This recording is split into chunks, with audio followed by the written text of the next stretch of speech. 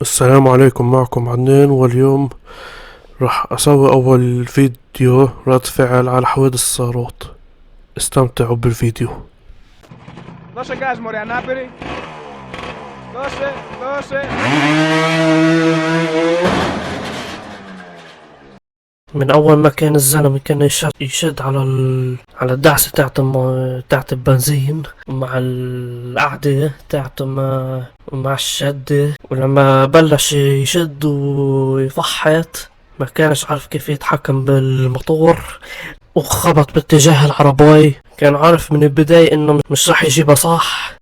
ولما تطلع على وجه البني آدم بتحسوا إنه هو ندم بعد ما عمل الحركة الغبية هاي. يعني ليش في ناس بتضلها تتفلسف على المطارات؟ مش فاهم ليش. الله يعين.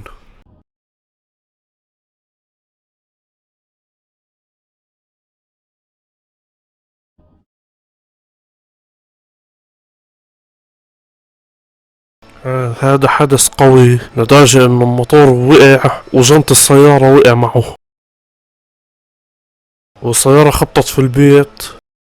الله يعينهم من الاثنين، اكلوا هوا.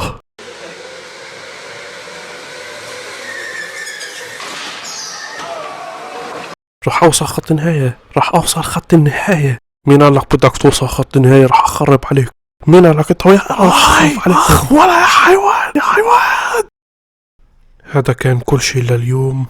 إذا بدكم أكمل السلسلة فاعملوا اشتراك ولايك عشان أكمل سلسلة رد الفعل، ومع السلامة.